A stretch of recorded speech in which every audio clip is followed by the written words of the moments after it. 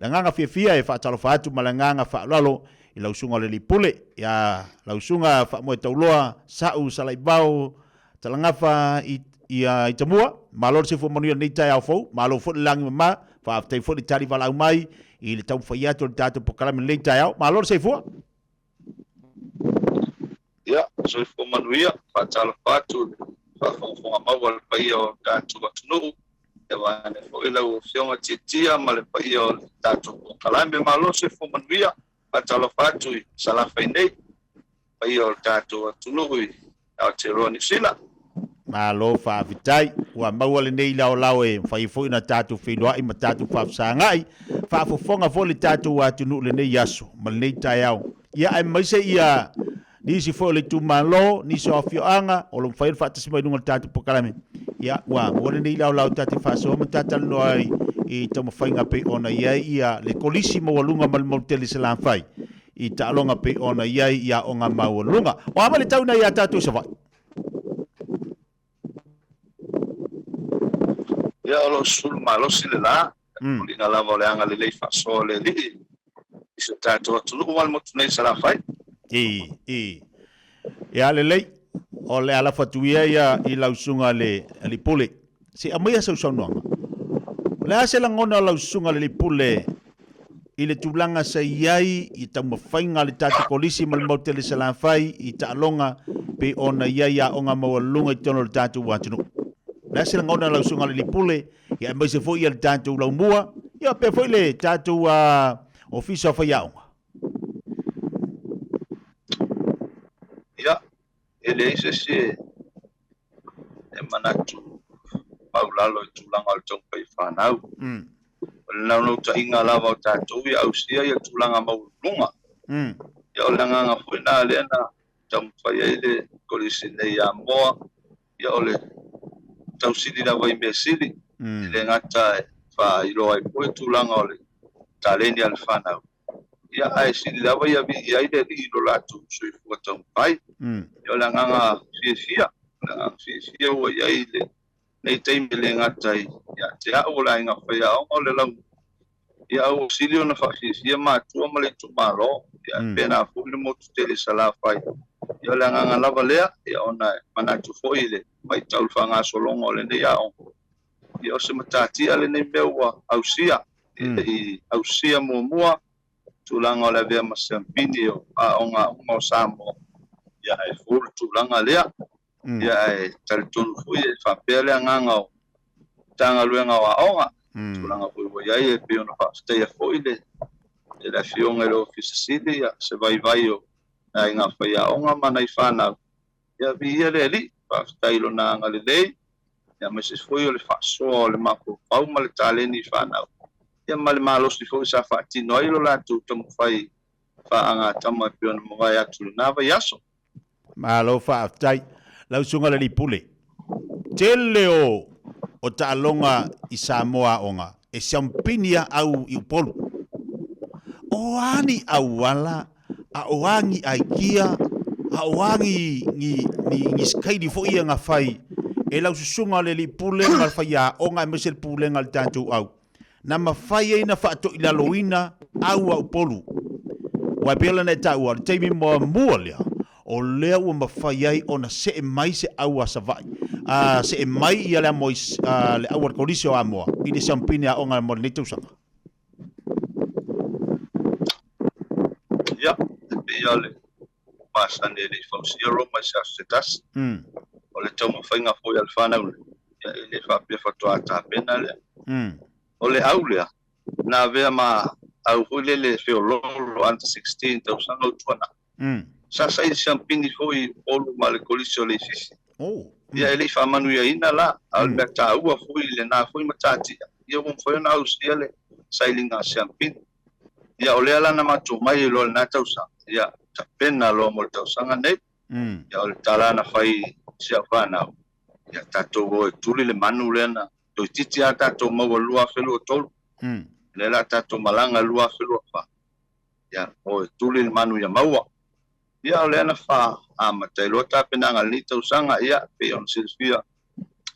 Ia e talua lava e tūlanga wa aonga ma talonga. I le mwhai fwoi ona tu se ina ia le se vai nga tau fu yo fa mo mua ia wa onga ia o ma tu fu langon ia ele o tamai te uma academic tele o fa nau ia e fu ta le ni fa pe tau fu ile fa tino ina ia si tia lo la tu si fia ia tala no fu I tu langol ta penanga au ia moni lava ele mau mai sa vai nei ia le tele le ala o lo polu ta penai au fa penai le ingi chimi ngi sa vai yo kolendi ai ia di besisi ma me fa pena ia ona I mea lava mau le sio manga e ao mai ia fai ta penanga nei foi kolis o amo ia sila ia ilona tulanga lo ia ele sona malai mau tu tele ele titi si malai lo ia ia pise malai le tipolo hole ia an matu te malanga I malai hoi e tele pe o malai le popo ia mafa pai tole ninga al fanau ia wala o masani ia nai pauta vale mau atu ia fuli nai fanau ia mai oile le va ia amo solo ia o au le sami ia vaenga fa pena o ngai trio so ia mo le fitness ia sa tam fai ale pulenga o le au ia ina ia sitia foile to mai nai fanau ia fa nga fo ia tulanga foile lole vai nai kilipi ia me taula kapi ia mata ia ma pau fo na ma fo al pulenga ia ina ia tau lava lau o famo mo el fanau ia nai vaenga na te pena ia si ma tu au ile tulanga pena ia fanga tamai na vai aso tu na mana ia ole tulanga ta penanga le na ta ua mo nai fanau na fa faingo fie lau sunga le lipule ia me se fu ia onga ona tau tu fa tasi loto tamaiti aua ia le sa ilinga o le sampinio aua wa ka ulo ko disimo lunga I samo ke va ko mo lunga pf fefe fu ile va pe ka o ia pia ia wa ka ko basang fu ka ko sa va pia ka ulo nga pia pia de ai ide la ki fu e mo se me le pe wo fa ke ia fu ile ku sa va ile ko la sa va le nga wa ko mo mai fu e ka wa mai ko fe kuri lungo le ngonge a wa mo popo fa ko ilalo ka nga kalanga ia o ngalanga o le chim na fa ingo fi ona fa mo popo lo tu tamaiti ia ole tasiana va nga tau tapenanga ele nga tapena le fitness tapena le mafau I metutia ia ole tapenanga sidiana ole tulanga foi le loto tasi ole fanau tapena foi le amio va nga upana ia pena fai atu ia pulenga le au na tu tapena ia va nga umol tampo nga fana ia ole tulana ama ol pule mal pule ia tapena le amio ma le tam fai tu fa tasilo tol fanau ia pena silfio le tu malo le nei ko samo ia ono ia fio angalo ia ia mai fanga se pa ia popua ia ai foi nai fanau ia mai sa papali mana inu fa pena ia fia la foi ia o mal matu polis ia le foi la sa tam fai tu fa tas ia pe amale tolu ia pai asona tam fai lo matu tonga la upinga ia mana tu la volta sile fa ngale dei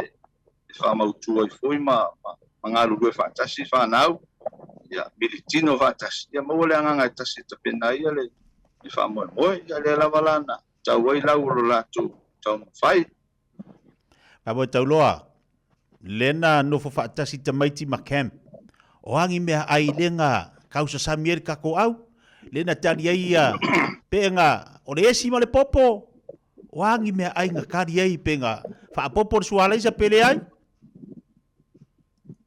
ia tasi le va nga tau o tapenanga awia o le silfio mai la tu masani ona tapena malanga ia tatu au si fafo lo anga le tau mafa ia fu le fu ia me ai to na fatino ia ona isupo lava fa nga fu ia pala ai na so manga ia manai va nga fa pena control fu le ai ia ole manu fu mo talai maleficidia la ufiona titi tulanga le fa stai fu si matu tu malo se le lango nai matu fa stai ma au fa alo fo ai pea I le afiafi ma le afia ia o manu ia fo ia tapenanga al fanau ia on me ai masani lava ia te le al fa nga fo ia tamawainga o tatu sisumanga io kama le lenga e ua ya o wai le malos le o mai whaangau ia le lei whaafitai.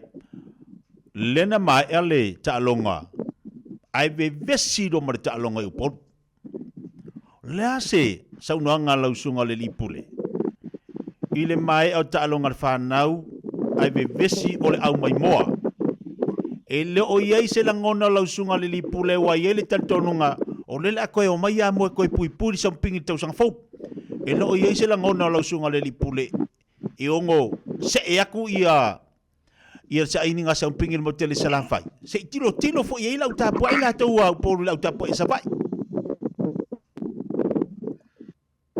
ia olo iei le afo la matu o sosi ule a onga Samoa olo iei fu le lau ale sosi ia o iei fu le matu au lapi o vaenga whapeo man fata otu ia tilo fu si temi fai isa matu konutanga matalo ina ia vaenga whapea ia au le tasi fu le vaenga tau o le kau coaching kau kele le coach o kamaiki tulanga o lungan malai ia ma coach fo i le tulanga le o le iloa malolo ia kasi nga me kau e tawana awa o le nei fo i whanau ia a matai le alu tonu ia whatinonga le talong se ia oina mai a lava le tulanga ia i le unga le talong ia tau fo ina tali e loto maulalo ia o mea fo ina tutupu e peona taua ia ua langona fo i le loto maulalo e tali ai e fo i ona ai fo i tala ina aso mawhafitai e le kolisa St. Joseph i le matu talonga i matangofie mea uma